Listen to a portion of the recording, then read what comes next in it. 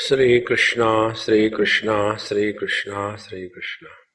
Gurur Brahma, Gurur Vishnu, Gurur Devo Maheshwaraha, Guru Sakshat Param Brahma, Tasmai Shri Gurave Namaha, Tasmai Shri Gurave Namaha.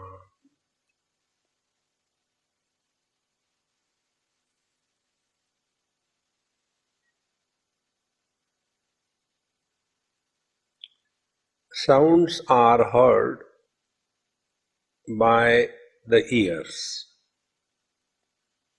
Ears cannot hear the silence, and yet we experience the silence. So,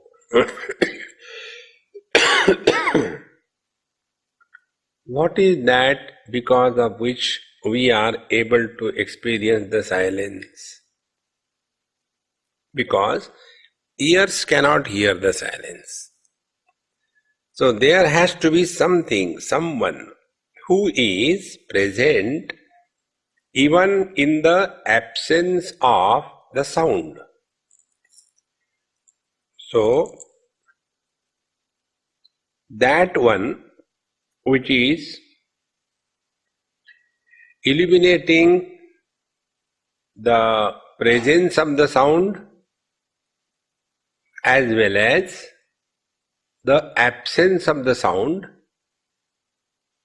has to be discovered. It is for this purpose that we are told to chant the Lord's name. The japa sadhana is told in every religion. You are given a rosary in the hand and start chanting the Lord's name. Normally what people get lost is only in the number of times they chant. You must have seen the Hare Krishna, Hare Rama people or the Buddhist people. They have their mala in the hand and all the time going on. So it is becoming a completely mechanical process. Mechanical things, when you do anything in life mechanically, you cannot enjoy that. There is no charm in that. We have to discover happiness in every experience. And therefore, this is one technique given in the scriptures, that we first of all focus our attention on the sounds. And during that period of focusing attention on the sound, there should not be different types of sounds, but only one type of sound. For example, we chant the Lord's name, Om Sri Ram, Jai Ram, Jai Jai Ram. Om Sri Ram, Jai Ram, Jai Jai Ram. Om Sri Ram, Jai Ram, Jai Jai Ram. In between, let there be no other thought crisscrossing. This is the first step. So we start like we did 3 times and then keep quiet. Then when you feel again some thought is likely to enter, again start firing. Sri Ram, Jai Ram, Jai Jai Ram. Only 3 times. And again keep quiet. By this practice, we gain control over the activities of the mind. So, The mind is now applied for chanting the Lord's name 3 times without any other thought. When we become firmly rooted in this, then we go to the next step. Instead of 3, now we make it 5. We chant 5 times, followed by silence.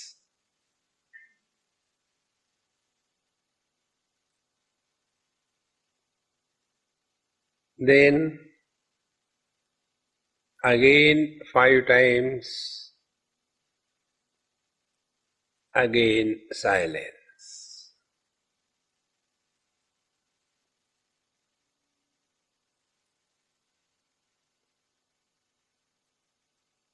And the width of the silence is increased slowly. So, instead of chanting loudly as I am doing, now you start chant in your own mind, but as if you are talking to or others also hearing. Within your mind, nobody should hear. Chant 3 times and leave a silence. And again some thought comes, again chant 3 times, again leave a silence, and slowly start widening the width of the silence. Now, the earlier psychological adjustments, we are happy, the Lord and the Guru is in our heart, they protect and guide us. We are at this time nobody, we have no plans what we will do after meditation.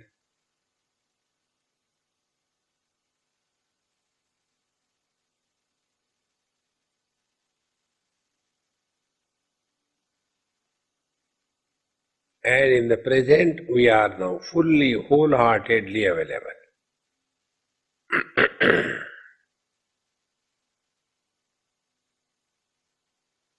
Start.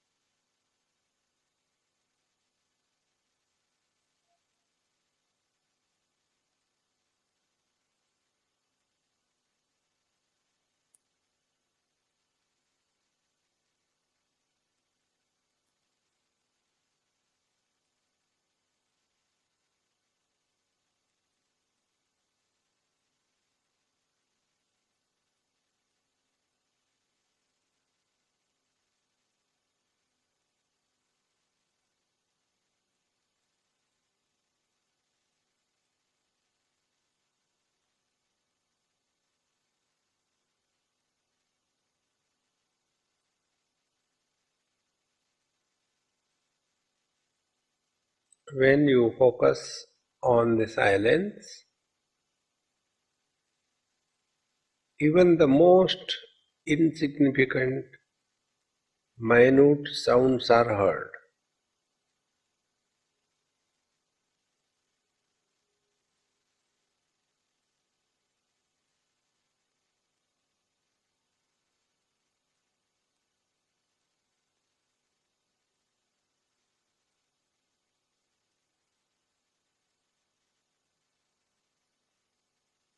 Because when we make silence as the object of knowledge,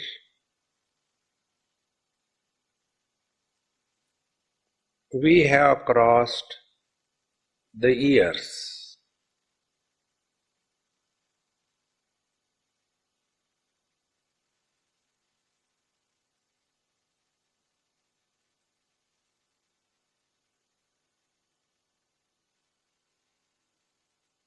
and we have entered the mind.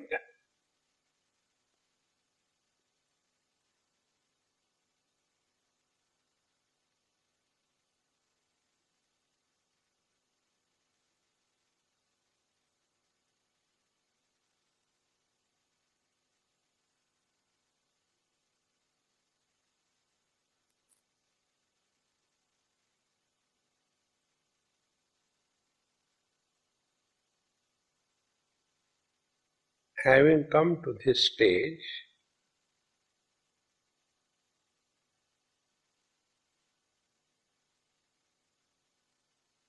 now further analysis,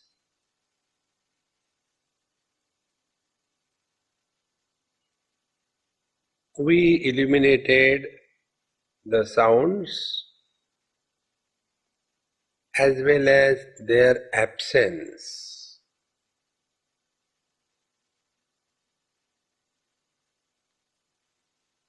Then who am I? The one which is beyond the presence and the absence of sounds.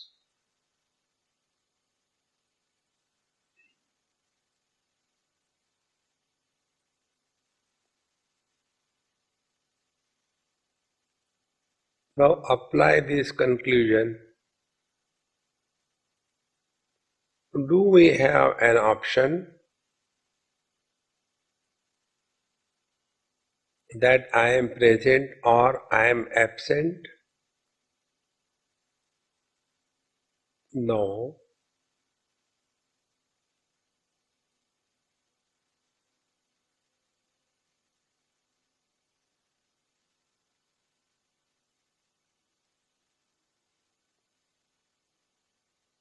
Presence of the sound is opposed to the absence of the sound, and absence of the sound is opposed to the presence of the sound.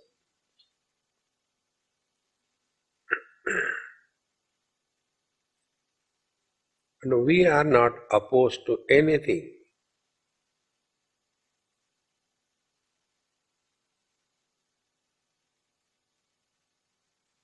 This unopposed, eternal presence is our essential nature.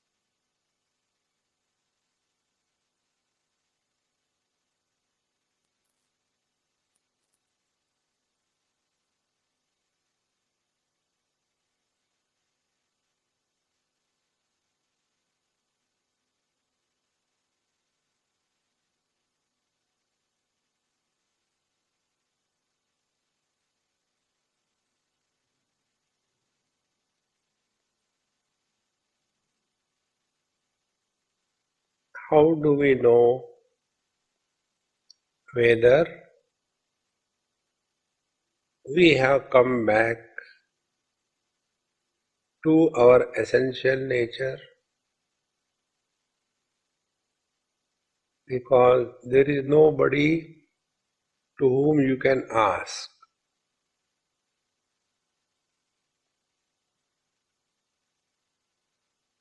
You are the one. It is like we don't ask others, am I sleeping?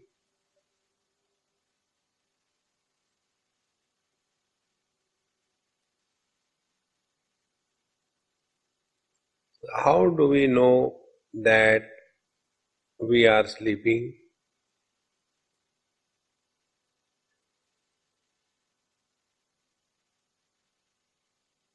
The presence or absence of things is of no consequences to a sleeping person.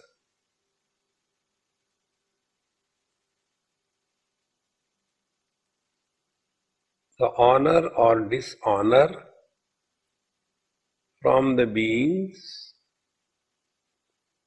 is meaningless. Then there is sleep. Exactly the same way. Abiding in the absolute self means presence or absence of worldly things is equal.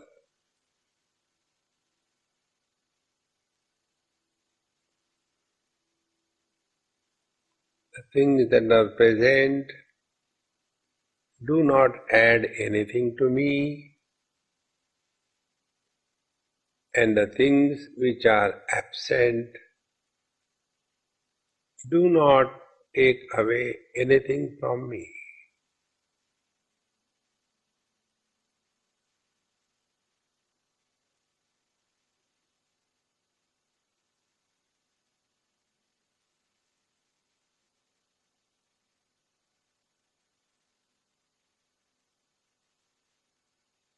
At a subtler level,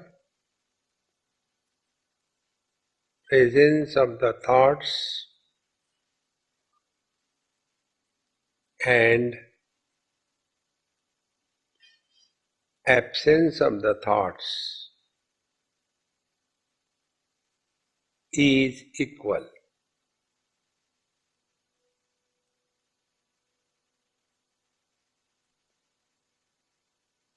There is no obsession,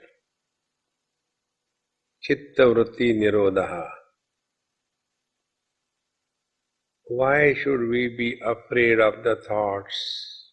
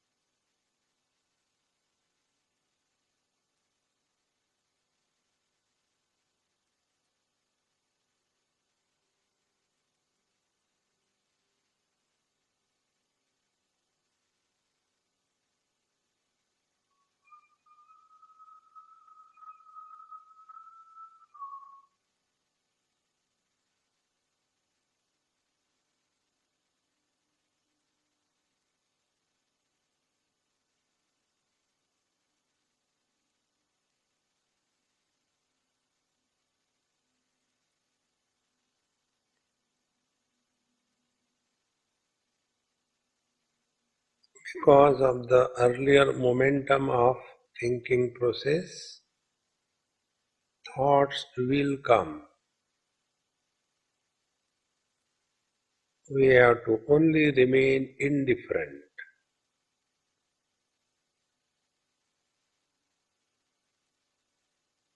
Neither fight with the thoughts nor participate in the theme.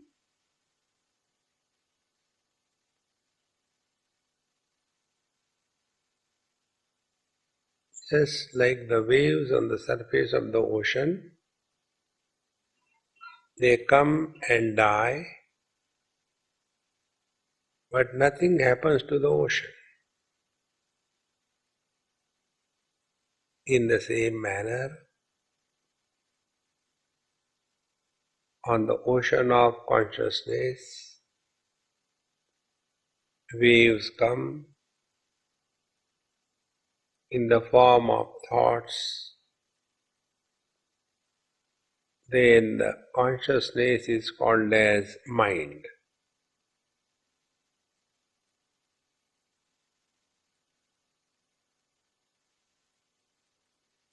When the waves influence us, then we are called as samsari.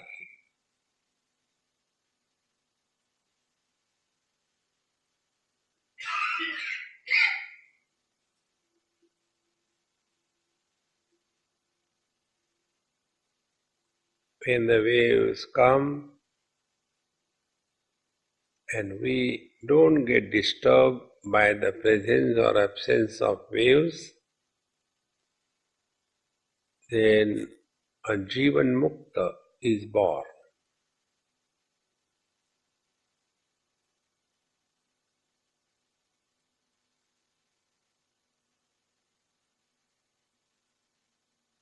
Like the space supports all the forms as well as their absence.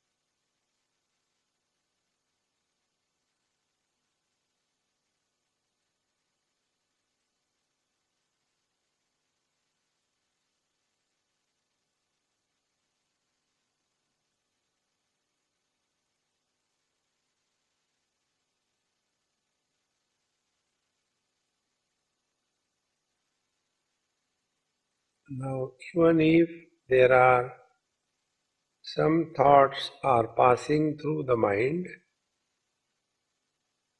they are very weak.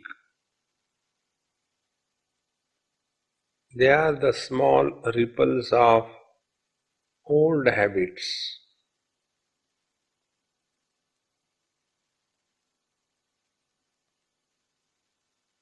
Because at this stage, our body identification is minimum.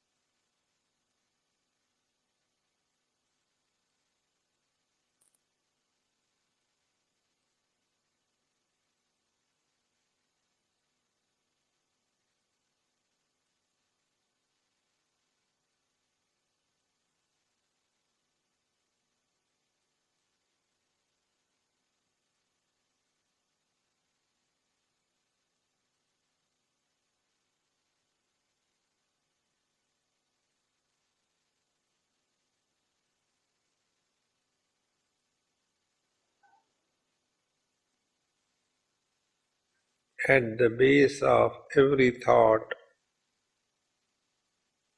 there is somebody.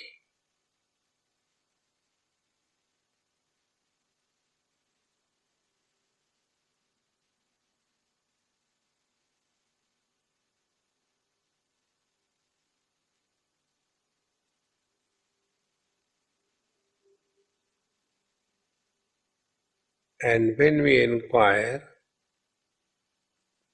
this somebody disappears along with his thought bank.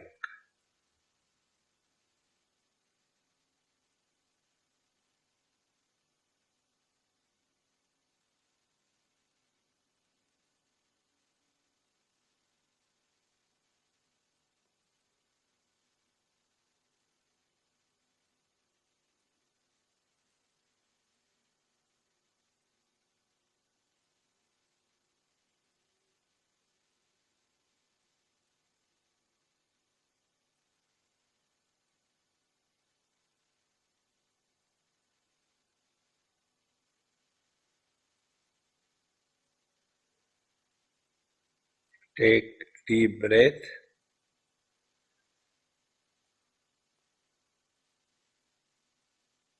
Move your fingers.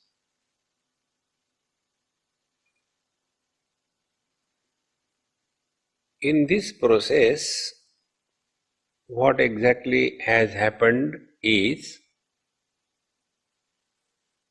we straightaway started working on the mind. We did not bother at all about the world outside. Normally, in meditation, the students get lost only in the external things. Asana should be like that, this direction be like that. And that becomes a primary thing.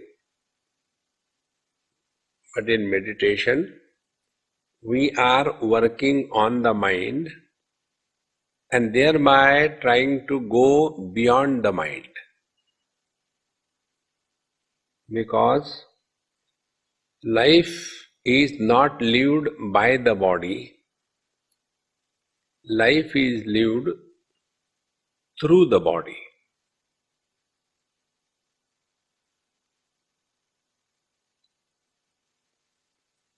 Similarly, this as the body is the house where we are staying, the sense organs are the means of communication. Through these means of communication, ears, eyes, nose, etc., we come in contact with the world. So, body remains as a house, sense organs are the means of communication, and all the experiences, good and bad, all the perceptions, they happen in the mind. And if the mind is not trained and taught that let there be a perception, but let there be no projection after the perception. Our mind is trained to project after every perception. When we see a flower, we have a comment to offer. When we see the traffic jam, we have to react.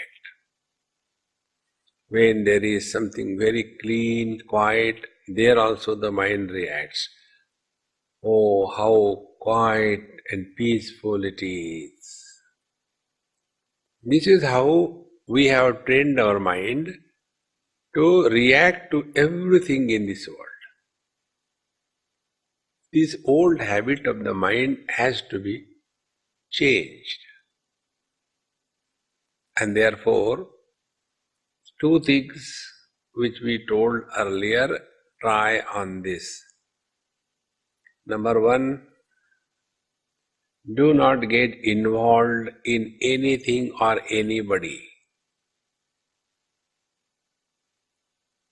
There is no need. And we get involved by offering our comments. So there is no need. Just keep quiet, keep away. Second thing, many a times we talk when it is unwanted, because that is our habit. So unless we are consciously available to these facts of mind,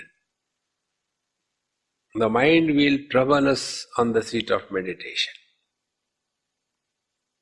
Therefore, let us ask a question to ourselves: is it necessary to talk on any issue, on any platform, in any gathering? Is it necessary to talk? Then we will come to know whatever we talk is only our past. If somebody tells something, we tell about our past. But we forget that nobody is interested in our past. People are concerned about their own future. But we have nothing except the past, in which nobody is interested. Therefore, let us remain aware of this phenomena. Before we talk, ask, is it necessary to talk? Because every speech begins from the mind. Speech doesn't begin from the tongue, it begins from the mind. With this, we will be practicing meditation throughout our day's activities. Because then we are aware, am I unnecessarily talking, gossiping, discussing? No need. And the second aspect on the mind, are we talking to ourselves too much? So try this for 1 minute.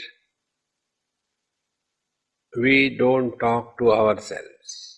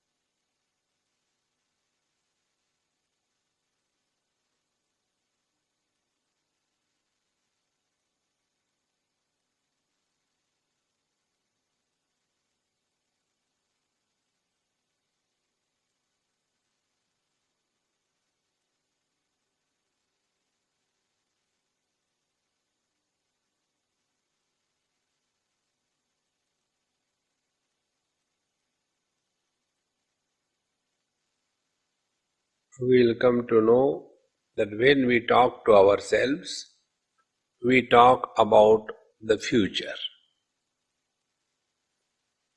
The trick of the mind is, mind cannot survive in the absolute present. The mind dissolves. And therefore, either the mind goes in the past memory lanes, or the mind starts going in the future by talking to itself. This is how the mind survives. And who wants one's death? Nobody wants.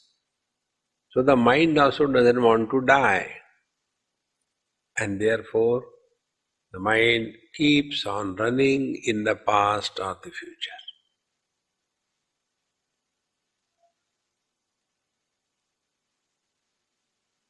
Only in one the mind dies. Mind requires more than one. Like, what happens in the deep sleep? One event happens, sleep begins. Thereafter there is no event, so no mind. During the waking, morning one event, lunch second event, afternoon third event, evening fourth event, dinner fifth event. Mind is constantly alive. And this mind is making all the mess of our life. So instead of working on the mind, we are taken for a ride by the mind.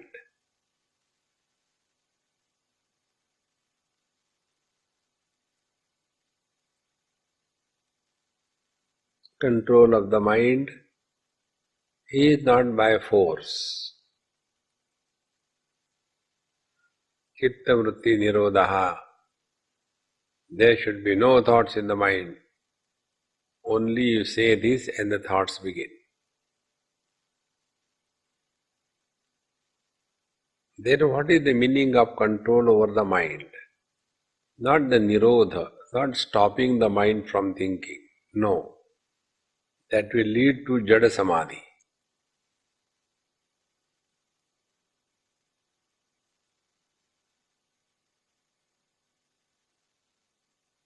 First, discipline the mind. And only two disciplines. Before we talk, ask a question to yourself, is it necessary to talk? In 99% cases, you will get the reply from within you, no need.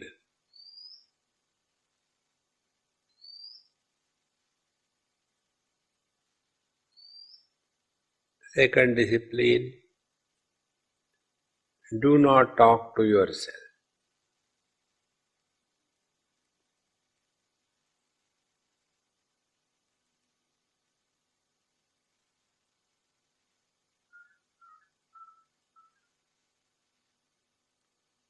Now see, you have already attained Chitta Vritti Nirodha.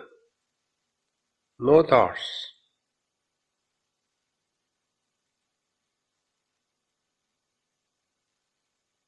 Without any efforts.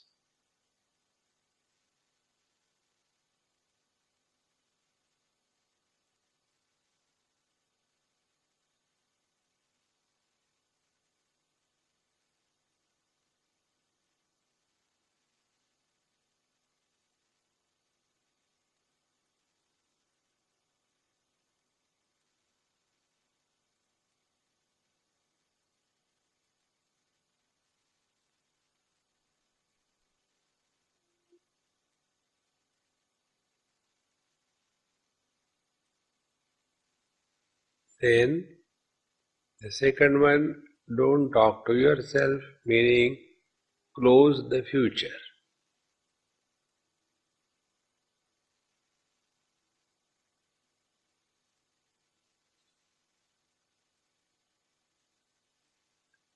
These two are disciplines and then education of the mind.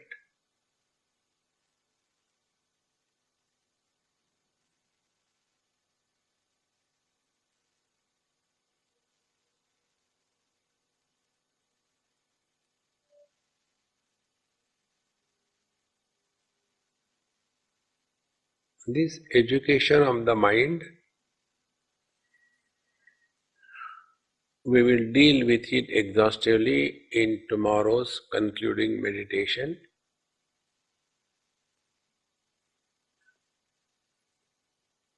Then we will be very clear about what is the meaning of living in meditation. Otherwise, life goes only in physical involvement.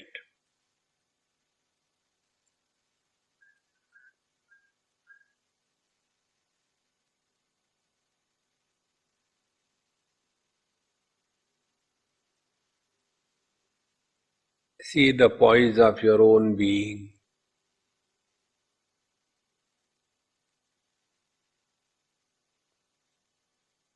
Your whole body is fully relaxed. Mind is not agitated. The mind is not sleeping.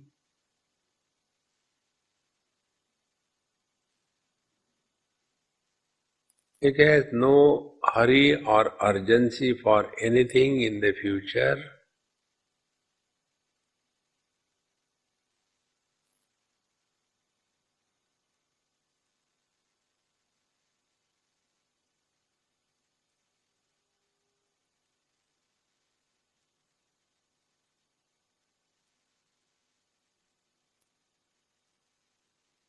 And there are no efforts involved.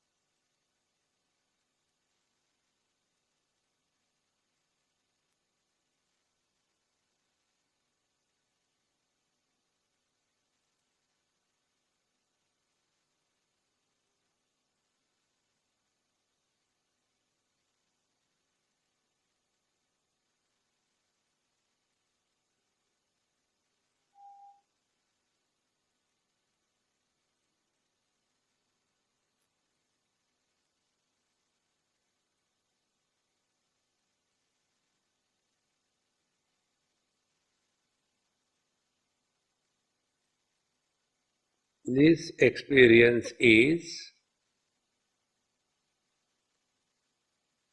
the meaning of the sutra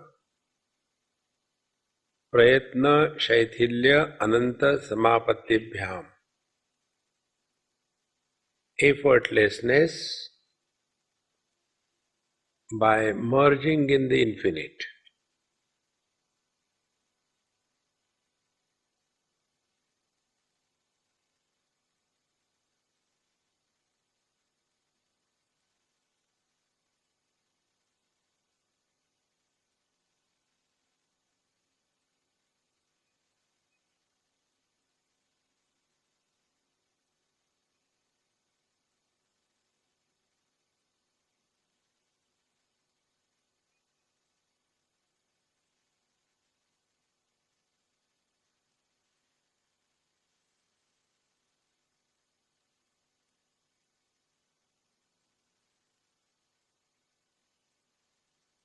Take a deep breath, come back inside your body.